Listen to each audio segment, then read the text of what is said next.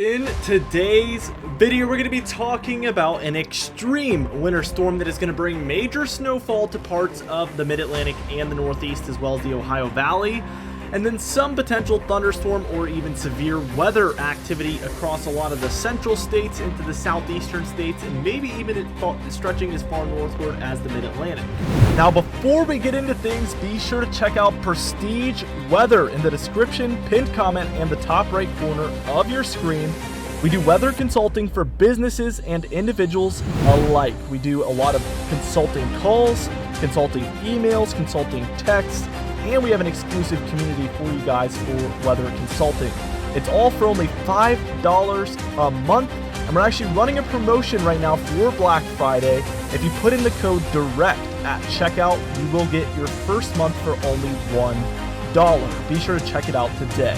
Now, I do want to mention that promo code is only going on until the end of tomorrow, and this is the last time we will ever do a promo that is this advantageous for you guys.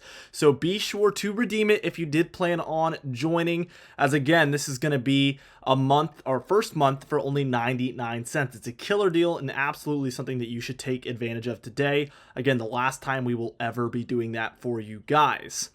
Let's dive into things, and I really want to iterate that this storm is a very complex one. We've seen this one shift all the way from potentially seeing major snowfall across the upper Midwest and northern plains, potentially the Great Lakes and Ohio Valley, to now looking mostly the eastern states. So the further east you are, the more snowfall you're seeing from this one. So we have seen this one move all over the board, and again, I've been really iterating through the past few days that we've been talking about this storm, I think 3 or 4 days now, that the location is certainly not final. We could see this thing move around a lot, and we could see some big changes, and sure enough, we have seen massive changes in that department.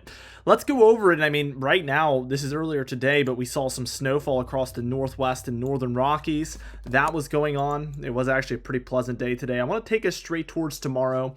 We already see things lining up quite a bit. 992 up here in southern Canada, 1001 up here in Oklahoma. These low pressure systems, I guess I should say, they're kind of just tandem teaming there is usually what I call it. We see snowfall lingering behind all of this as a result of it.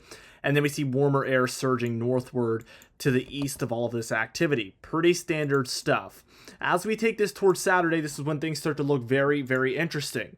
Our primary low is now well northward up there in Canada. Maybe some snow showers lingering through down into Minnesota, Wisconsin, Iowa perhaps. And then we have a secondary low here over the Great Lakes at 1001.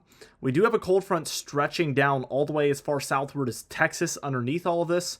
Warm front kind of up here, so we see this very warm air moving to the north on Saturday, December 9th here, and then very frigid cold air pouring in behind this cold front. So this is setting up for a very potent area of thunderstorms along this pocket. States like Texas, Louisiana, Arkansas, Mississippi, Tennessee, Kentucky, maybe even Illinois, Missouri, Indiana, Ohio. With this warm air surging to the north, it creates a very unseasonable warmth and humid environment. And then the very seasonable, maybe even unseasonably cold, so in the opposite direction, we see that pouring in behind. And as we know, you learn this in elementary school or even middle school, that cold and warm mixing is never good in these types of situations, and we do have those ingredients here. This has been something I've been kind of tracking under the radar here for a few days. And sure enough, it's looking like this is going to line up to be a pretty significant, at least considering the time of year, thunderstorm active pattern. So we're going to be talking about that today. Also the snowfall, of course. Let's keep going towards Sunday. We're going to actually take this towards Sunday morning because I want to get a little update here. And look at how intense the jet stream is here. This is really playing a part in all of this. Look at that sharp northward turn there. Straight up to the north, we still have very warm and humid temperatures working their way well up into New England. And then we have very frigid Canadian cold temperatures stretching as far southward as Texas, Arkansas, and Oklahoma here. There's a really good chance that Oklahoma, well, let's just call it Dallas, Texas here, is colder than Caribou, Maine at this point. I can't confirm that, but just judging based off of these current surface, precipitation maps here, some of the jet stream that we're seeing here, that is a pretty safe bet here at this point. And obviously that's a very extreme gradient in temperatures. I want to iterate that because that just gives you an idea of how intense the changes of temperatures are here along this line of thunderstorms on this cold front. Currently, we have 1,005 millibar low pressure center there near Buffalo, New York. I want to take this towards Sunday afternoon, and what we see happen very quickly is that this low underneath develops and becomes the primary low. So I'm underlining the primary low. This one to the north is now the secondary low, and that one is going to continue to weaken. This one that I underlined is going to continue to strengthen. What it's going to do is it's going to move up the coast, and it's going to continue to move upward towards Maine, and it is going to continue to strengthen as it does so. At the same time as this low moves eastward of that cold front, we're going to see some cold air work its way down to the east of this low. Because typically, again, if you have a low pressure system here, cold front here, warm front here, you're seeing warm air surge to the north to the east of the system, cold air doing what's called damming to the west of the system. That cold air damming is going to allow for a lot of these areas in here to switch over to snowfall in just a moment, especially overnight Sunday into Monday. So let's take a look at that.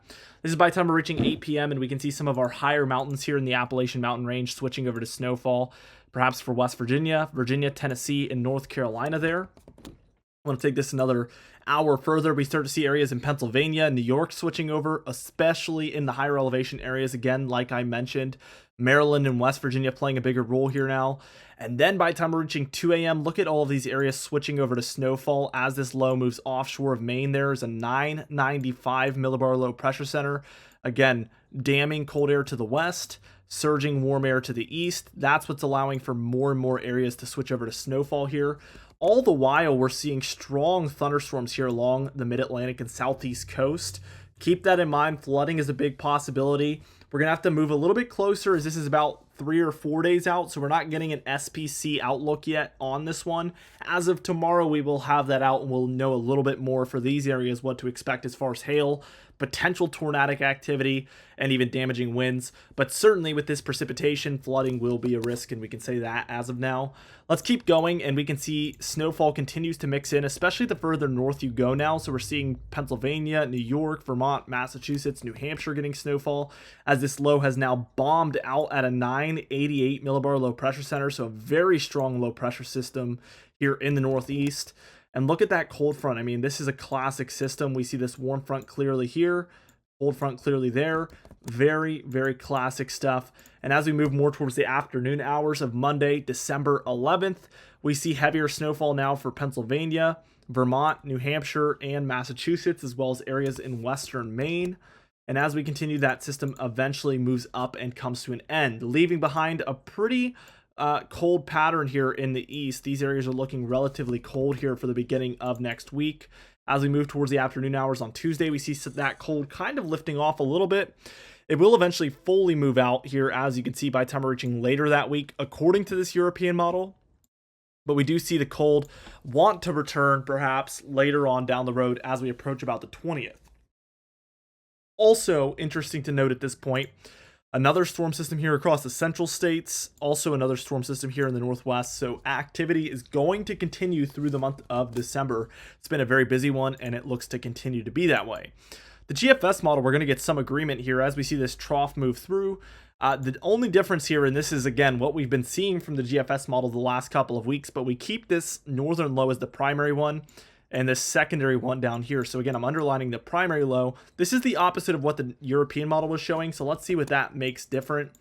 We really see less snowfall in the south here for these mountains of the Appalachian Mountains. And we see more snowfall here in the northeast for New York, Vermont, New Hampshire. So certainly the areas closer to that northern low see more impacts, and the areas really close to that southern low see less impacts. And that's pretty straightforward, obviously, because if the southern low is more strong, in the Europeans' case, we see more activity around that low. If the northern one is more active, like we're seeing here on the GFS, the northern low, more activity near that one. So pretty straightforward stuff. We do see that we move into a warmer pattern briefly here on this GFS model as well. We do start to get some more cooldowns down the road. This is about the 23rd. We get another major trough. So cold pattern looks to potentially continue here through the month of December. Certainly was a frigid one this morning. I was traveling with my father through the state of North Carolina. It was in the upper 20s. It was relatively cold here in North Carolina. Very, very interesting stuff. And also, look, I mean, a nor'easter developing there along that trough, there's going to be some opportunities along the coast. As we've seen, none of those have lined up, of course, and actually amounted to an actual snowstorm, but those opportunities look to continue, and we are going to strike on them eventually if they continue to pop up this way. Now, let's go ahead and take a look at the total precipitation, and as you can see, heavier precipitation along the eastern seaboard here. Also for the northwest, this is relatively close to what we've been seeing very often. Total snowfall here on the European model, we're looking at anywhere from about 6 to 10, maybe 10 to 15 in the bullseye here of the east. Obviously, the west is going to be very active throughout as we see storm systems moving through, especially in the Cascades and Rockies. Anywhere in the grays is getting a dusting, if anything. Blues are 2 to 6 inches, purples are 6 to 10, and then your pinks are 10 to 20 there. In the east, that means New York, northern Vermont, and northern New Hampshire there in those 10 to 20 inch amounts. And then your pastel blues are going to be 20 inches plus out there in the west. Let's take a look at the American model's version of this, and we see again heavier totals here in the north because that low is stronger up there in the north. Maybe even 6 to 10, 10 to 20 there in the northern areas of Pennsylvania, southern areas of New York. The west is very active in this case. And again, we just get a really, really big snowstorm in the east, and we also get a lot of snowfall out west here on both models.